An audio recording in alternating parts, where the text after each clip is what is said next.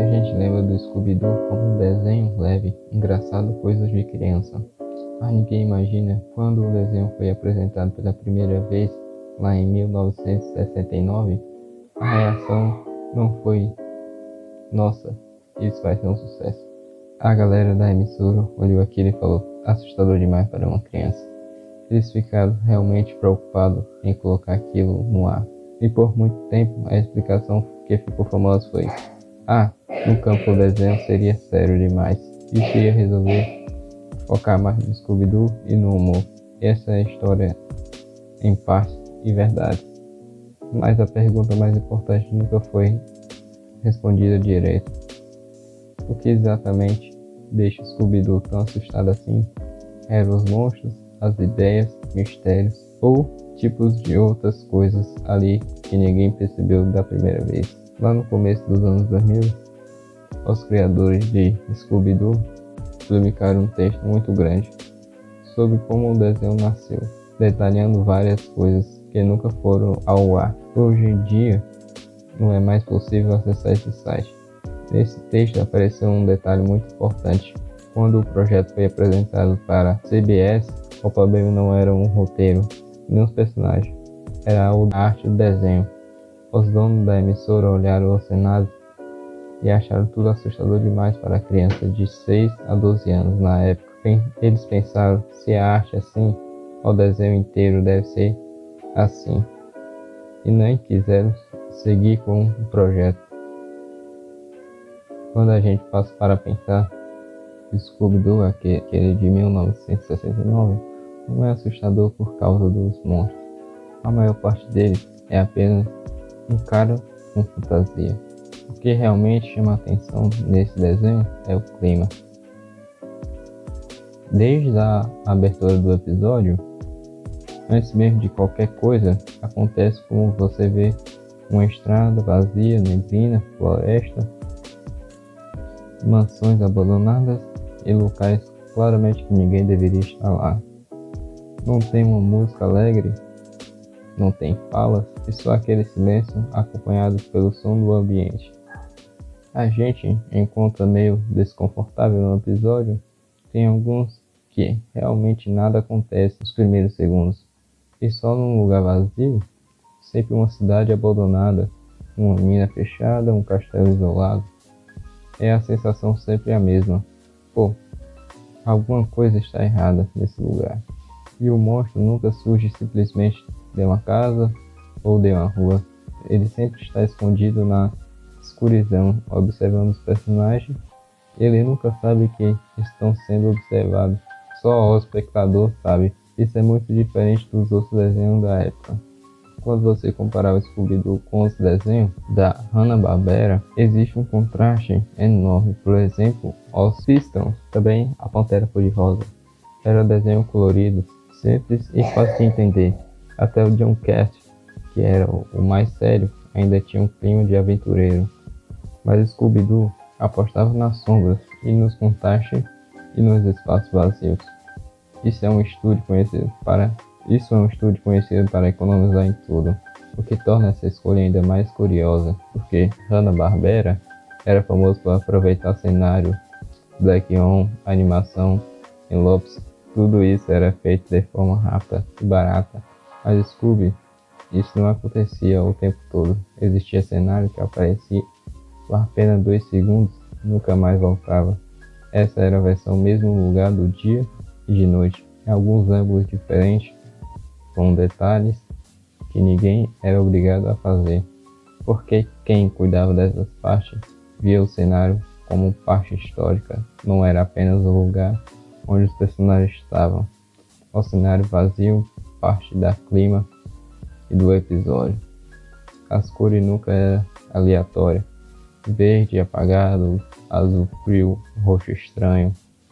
Quando havia luz, era muito pouca, uma lanterna, uma janela distante, um pequeno ponto amarelo, perdido no meio da escuridão.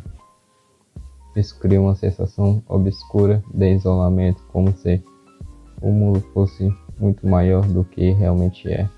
É uma coisa que a gente quase nunca percebeu quando era criança, que esses cenários não parecem ser montados. Eles parecem já existir antes da chegada dos personagens, como se aquele castelo já fosse estranho muito antes do vilão aparecer ali. Isso dá um peso que nenhum monstro sozinho consegue transmitir. Olhando aquele site, algumas coisas começaram a fazer sentido, porque o nome do artista responsável por essa arte aparecia ali. Ele veio da Disney, trabalhou em filmes muito importantes e tinha um estilo bem diferente do padrão da época. Na Disney, ele era conhecido por não gostar de seguir regras, e por isso não deixa tudo perfeito ou bonitinho, e por isso quando foi para Hanna-Barbera, teve liberdade para usar esse estilo em Scooby-Doo. Mesmo com a enorme pressão para reproduzir vários episódios, ele fazia questão de criar cenários que realmente transmitiam essa sensação ao público, mesmo sabendo que aparecessem por poucos segundos, porque muita gente nem percebia esses detalhes. Talvez seja justamente por isso que Scooby-Doo tenha envelhecido tão bem. O medo não vem do susto nem do vilão, vem de todo o clima. O fato curioso é que esse artista não pintou todos os cenários sozinho. Na verdade, ele coordenou uma equipe bastante grande. Isso gera uma confusão até hoje, porque algumas pessoas acreditam que ele trabalhou apenas no episódio piloto, enquanto outros diziam que ele participou de todos os cenários da primeira temporada. Mas uma coisa era certa, a atividade vista nasceu ali, continuou existindo mesmo quando ele já não era mais responsável direito pelos cenários. Outro fato curioso é que o primeiro episódio de Scooby-Doo é um dos menos assustadores visualmente. Como o zoo é bem iluminado, já poucas sombras e o clima relativamente tranquilo. Mas no terceiro, tudo muda.